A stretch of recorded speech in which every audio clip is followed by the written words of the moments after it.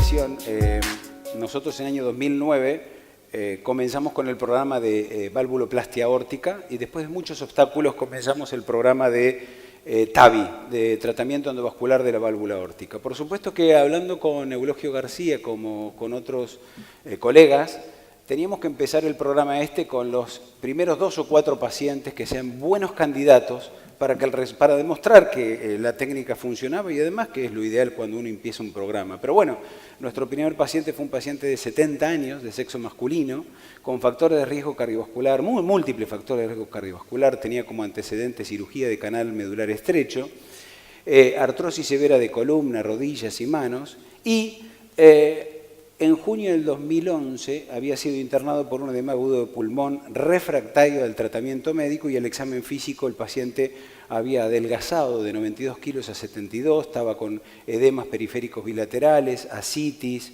hepatomegalia congestiva, en la radiografía de tórax derrame pleural severo, tenía en el eco derrame pericárdico severo, estenosis valvular aórtica severa de alto gradiente con una fracción de eyección deprimida y también hipertensión pulmonar de 70 milímetros de mercurio. Él estaba en un plan de cirugía, pero rechazó la cirugía, este era el electrocardiograma, también tenía insuficiencia renal severa y un EPOC severo con un patrón restrictivo y una enfermedad carotidia distal. Este era el eco que demostraba, pone en evidencia el hígado congestivo, como a su vez también el derrame pleural bilateral, y le drenaron, este paciente estaba internado en una ciudad a 1 hora de Bahía Blanca, y le drenan 3 litros de líquido pleural izquierdo. No evoluciona bien, el paciente evoluciona con shock, lo derivan al hospital aquí de Bahía Blanca y simplemente ya veníamos con experiencia en válvuloplastia aórtica y con un balón núcleus de 22 milímetros le hicimos una válvuloplastia. Este tratamiento a este paciente en tan mal estado llevó a que el gradiente baje de 70 milímetros de mercurio a 10 y tuvo muy buena evolución clínica hemodinámica siendo dado de alta al 7º día. Al 4º mes lo controlamos, habían desaparecido los edemas, la citis, la hepatomegalia congestiva, el derrame pleural ya era leve, el derrame pericárdico ya era leve, la función ventricular mejoró 45% y la presión pulmonar bajó a 40%. De allí que lo pusimos en screening, hacíamos la multimodalidad, teníamos que cuidar la función renal, pero había mejorado y bueno, lo hicimos y era exigencia de hacerle la multimodalidad para hacer el screening. Terminó siendo un buen candidato, los accesos un poco tortuosos pero gordos, bien, hasta que en febrero del año 2012 le realizamos nuestra primer TAVI, que fue proctorizada, hicimos una válvuloplastia porque habían pasado más de 3 meses, ahí estamos implantando una válvula Corval, esta válvula es la válvula de primera generación, ahí cuando hicimos el control realmente no nos gustó mucho porque una insuficiencia nos decían moderada, pero era más bien moderada severa. El mecanismo era porque la válvula estaba un poco baja y parecía que el calcio no la había dejado expandir. Hicimos una valvuloplastia, es decir, inflamos un balón para expandir, habíamos mejorado un poco el leak, pero el paciente evolucionó muy bien. Hizo un bloqueo B completo y requirió un marcapaso y le dimos de alta con doble antiagregación. Este era el electro de alta y 4 años después, este es el eco, realmente el paciente quedó con un leak mínimo, pero totalmente asintomático y con una buena evolución. Durante este transcurso el paciente se operó de cataratas de la rodilla, tuvo un síndrome coronario agudo que lo estudiamos y no tenía ninguna lesión importante en sus arterias coronarias, bueno, y ha evolucionado muy bien hasta ahora, pero lo llamativo y lo bonito de esto, que este paciente tan grave, en la actualidad y ya desde el 2014 hasta ahora, tiene una fracción de eyección de 77%, cómo mejoró, la presión pulmonar se normalizó, no tiene derrame pericárdico, hay un leak perivalvular pequeño, evolucionó asintomático y las cavidades cardíacas volvieron a sus tamaños normales.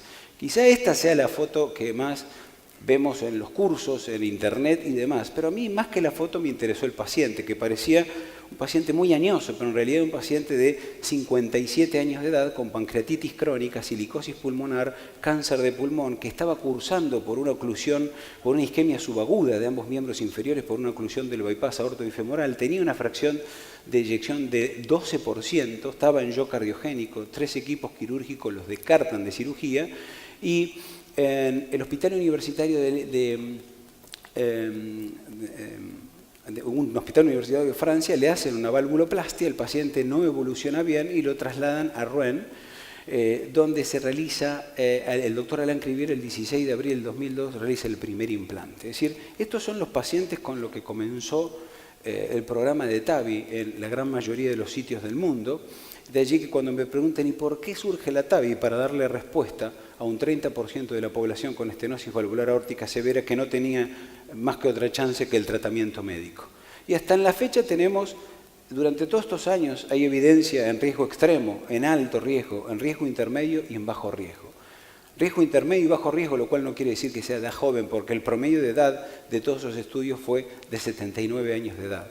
De allí que me gustaría compartir ya la primera pregunta con el doctor Eulogio, con José María Cubero, con Temis. ¿Tenemos suficiente evidencia para movernos ya al riesgo intermedio, al riesgo bajo? Y con las válvulas de nueva generación que ayer hablábamos, ¿tendríamos que esperar más evidencia o ya podemos estar tratando pacientes más jóvenes? Bueno, en primer lugar, felicitarte por toda la trayectoria, digamos, de estos años y por la celebración de este primer simposio 40 aniversario del inicio de la terapia en esta ciudad y en esta región. Después es curioso que si reflexionas un poco sobre este paciente que está ahí y sobre el paciente que has presentado, en realidad estos pacientes, aunque están hechos un desastre clínicamente, son buenos pacientes porque son pacientes que han aguantado bastante, son jóvenes y efectivamente tienen maltrechos una serie de órganos, pero esos órganos todavía son jóvenes. Y al contrario de la enfermedad coronaria, me voy a extender un poco, que los pacientes jóvenes cuando tienen un problema es un desastre porque no están preparados. Yo creo que estos pacientes en realidad sí que están preparados y cuando se les hace una acción terapéutica que es eficaz, generalmente responden muy bien. Por eso, claro, lo que nos trasladaron a los demás después de hacer estos primeros casos, y además en algunos de esos participamos, como en el Revive 2, es que nos metieron los pacientes inoperables, que eso es otra historia. Porque de los pacientes inoperables no había casi ningún paciente que tuviera 50 o 60 años. Eran todos por encima de 80, y claro, aunque la terapia fuera más eficaz que el tratamiento médico, que es con el que se comparaba en el Partner B, pues esos pacientes seguían teniendo la patología que tienen de sus 80 y tantos años. Dicho esto, en realidad el tratamiento percutáneo de la estenosis aórtica mediante válvula transcatéter ha sido, de todos los estudios que se han hecho en terapia endovascular, por lo menos cardiovascular, es el que hemos tenido que bailar con las más feas o con los más feos, porque para probar que esto era eficaz, tratamos con armamentario de primera generación, que todavía no estaba bien pulido, pacientes de última generación, que eran los inoperables. Y la verdad es que yo creo que las agencias que exigieron eso tenían razón, porque ya existía un tratamiento muy eficaz que era la cirugía. Y entonces había que primero demostrar que esto también era eficaz en lo que hasta entonces no había llegado la cirugía, que según los datos de Europa era aproximadamente el 30% de los pacientes con sintomatología o signos claros de estenosis aórtica, no llegaban a ser operados nunca. Y después, una vez probado esto, pues ha empezado a probarse que primero esta terapia era también competitiva con el tratamiento quirúrgico en pacientes de alto riesgo y finalmente en pacientes de riesgo intermedio, siguiendo los criterios de STS, de la Sociedad Torácica Americana, pues pacientes con más de 4 de score STS. Y bueno, y estamos viendo qué es lo que va a pasar con los pacientes de bajo riesgo, y ya están estudios en marcha y algunos, digamos, observaciones pilotos que sirven. Pero yo creo que, primero, se demostró que hay evidencia científica en los inoperables. Segundo, en los de alto riesgo, esto había que determinar cuáles eran las características que podían favorecer más al tratamiento transcatéter y cuál a la cirugía, y ahí todavía se está en eso, y para eso se han ido cambiando un poco las guías terapéuticas de distintos sitios. Y después en los pacientes de riesgo intermedio, pues ya veremos, pero la verdad, sí que existe evidencia de cuándo la implantación se hace por vía transfemoral. Por las otras vías no hay todavía evidencia porque los resultados fueron similares. Y el bajo riesgo, pues hay que esperar al Partners 3 y a otros estudios que se están haciendo.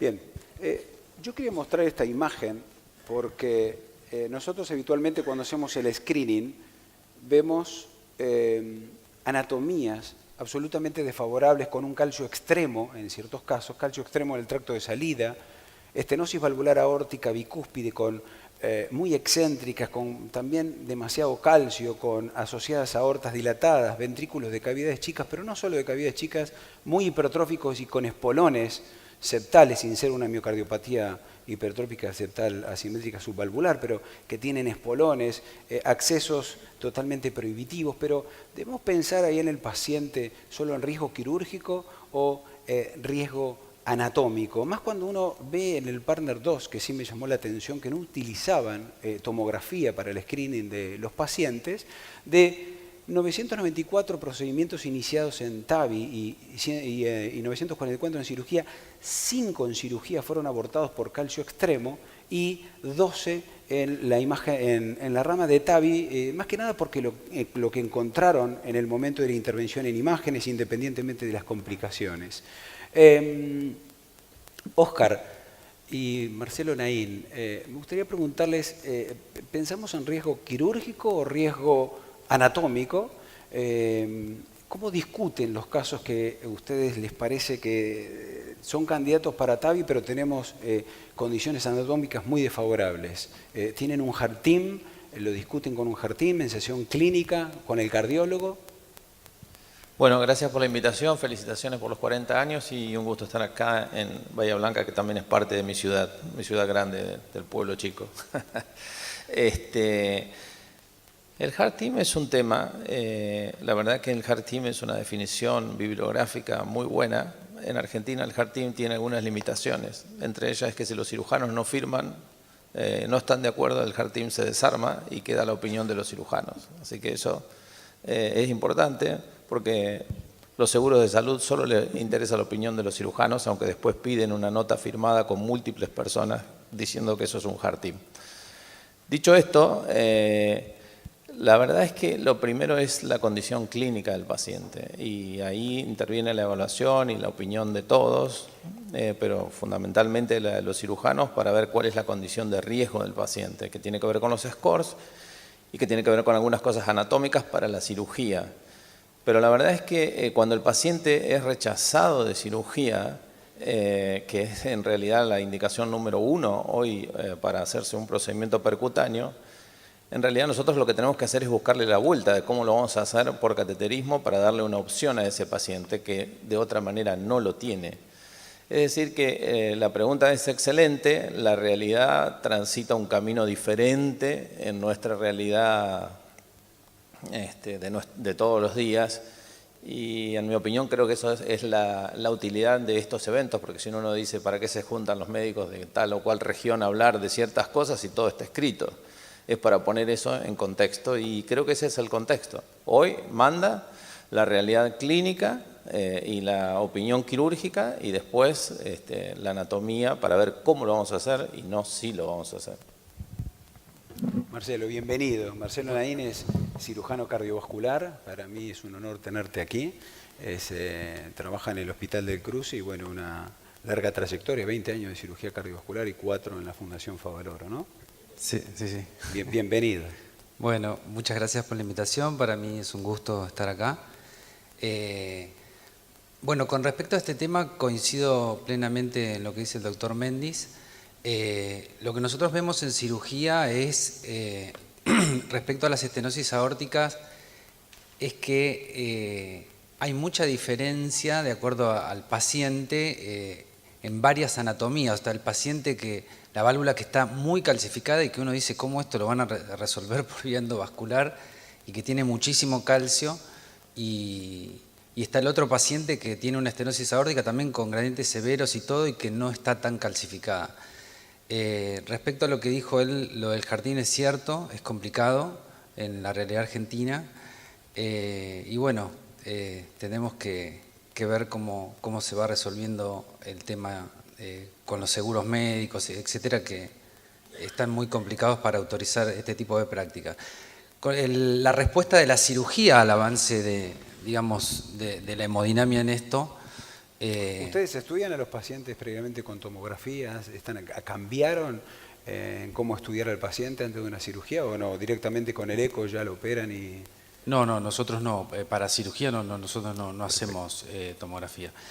Lo que te comentaba es que la respuesta de la cirugía y la tecnología referente a la cirugía ha sido la válvula sin sutura, la válvula stainless y la sutura mecánica para los puntos de aorta. O sea, con esas dos herramientas se trata de frenar un poco el avance endovascular, pero creo que en los años venideros ustedes van a avanzar, o la tecnología va a avanzar y se van a ir, avanzando sobre lo que es riesgo intermedio. No sé todavía riesgo bajo. Sí, yo creo que ya riesgo intermedio para mí ha demostrado superioridad clara a la cirugía, es prácticamente como hablamos ayer con la corte 1B del partner,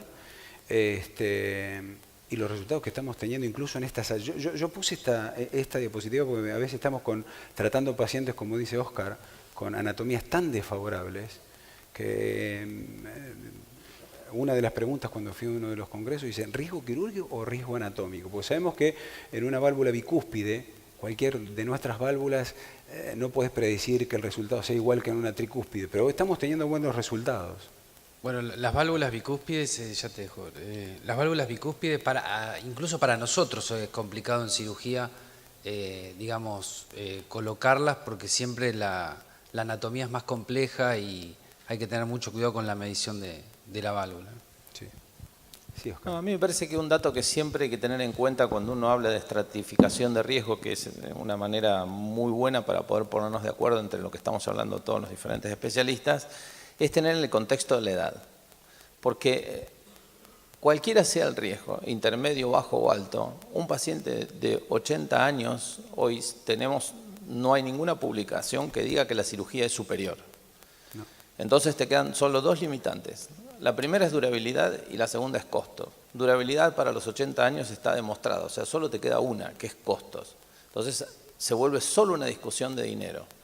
Y en el polo opuesto uno podría decir un paciente con válvula aórtica bicúspide de 60 años y que tiene un riesgo intermedio. Ahí nosotros no tenemos ninguna evidencia para decir que le vamos a dar una durabilidad similar por ahora a la de los cirujanos. Entonces, y tampoco tenemos una evidencia clara de qué es lo que va a pasar con el valve-in-valve. Es verdad, porque Eulogio ahora lo va a decir, ya lo conozco, que tampoco los cirujanos tienen quizás los 15 o los 20 años que se dicen y que a veces las válvulas se degeneran antes.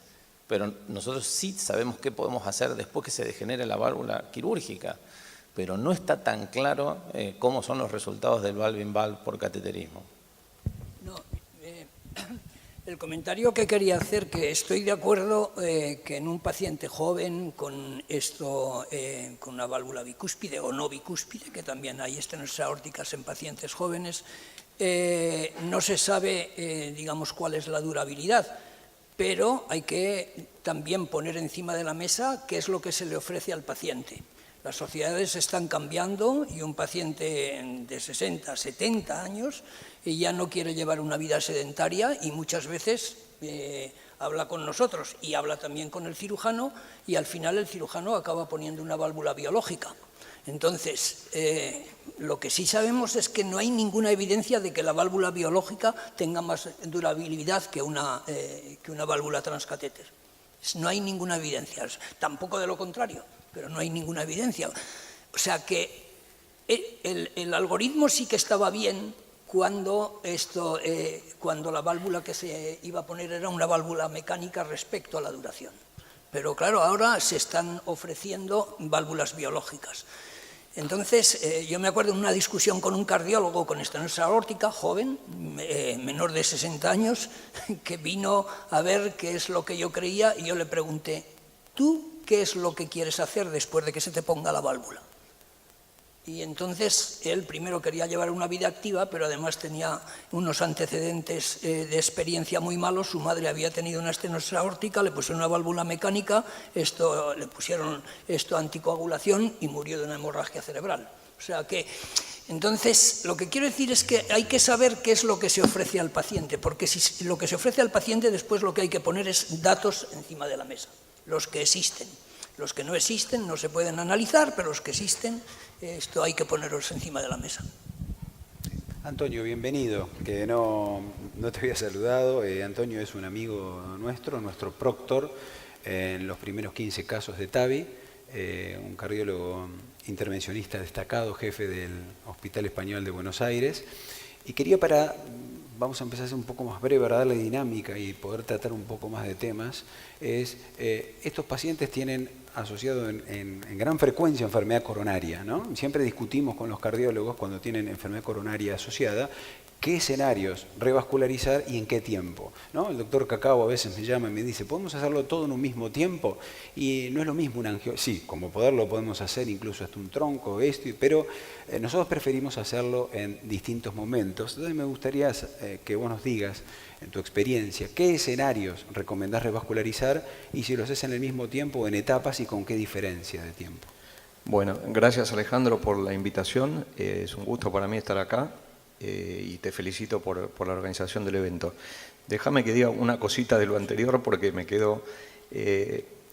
quería polemizar un poquito con lo que dijo Oscar de que el Heart Team termina siendo el cirujano. Yo creo que la atención que se pone sobre el cirujano es que hoy por hoy la cirugía a cielo abierto se transformó en el tratamiento más barato de la estenosis aórtica severa. Entonces los financiadores buscan esta opinión y la toman casi como exclusiva, es decir, si el cirujano dice que lo opera, se terminó la discusión y se terminó el Heart Team. Pero creo que el final del Heart Team es solamente económico y no porque se discuten los pacientes. Eso por un lado. Por otro lado, la durabilidad de la válvula, que se habló recién, quería decir que en los registros de Valve-in-Valve, ¿sí? El registro global, el Partner 2 Valve-in-Valve y el Corval US, lo que se vio es que casi el 40% de los Valve-in-Valve con válvula transcatéter se hicieron en cirugía en válvulas que habían sido implantadas en forma quirúrgica menos de 5 años.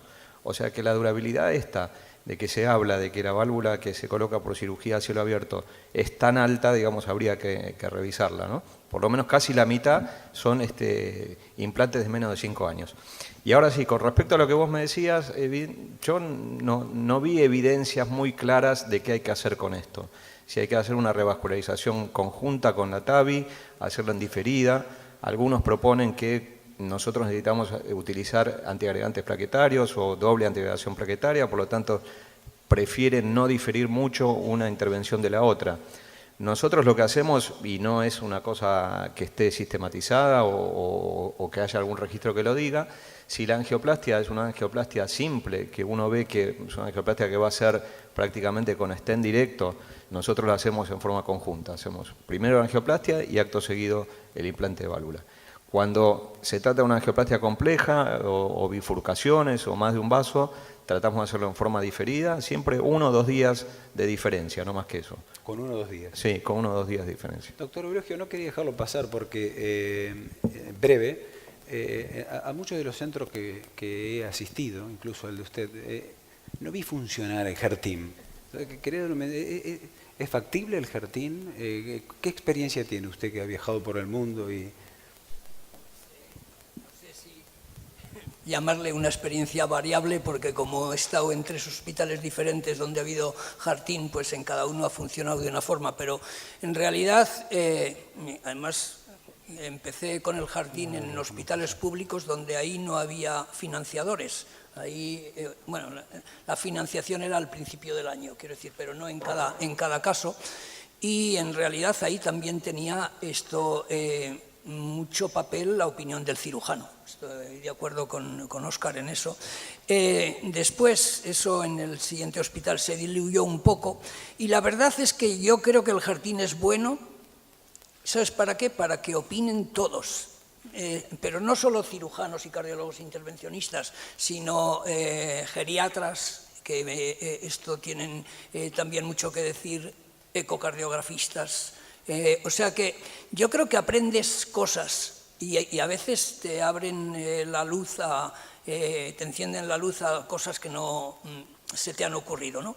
Pero al final yo creo que todo depende de cuál sea el coste, y no estoy tan seguro que el coste más barato sea la cirugía, porque es verdad que en algunos países como Argentina y España, pues el coste, el gerente lo pone el coste, digamos, de personal como fijo, con lo cual eso no es coste de la cirugía ni de la TAVI ni nada, pero cuando se hacen los análisis de costes por unidad de trabajo, pues la verdad es que no estoy muy seguro, depende. En algunos pacientes será más caro el ATAVI porque influye muy poco el coste de todo lo que va alrededor del cuidado del paciente, y en otros pues será más caro la cirugía porque se analiza ese coste también. O sea, pero yo creo que el Harting es bueno, probablemente no para decidir qué se hace con el paciente, sino para ver cómo se hace lo que se va a hacer. Hola. José Mari, te quería hacer una pregunta respecto a la valvuloplastia. ¿Por qué? Muchas veces, independientemente que sea puente de un paciente que va a ir a una cirugía mayor con una estenosis valvular sintomática o asintomática, el tema es los pacientes que ingresan a unidad coronaria que están mal hemodinámicamente. Y muchas veces nos pasa que dice, déjame compensarlo.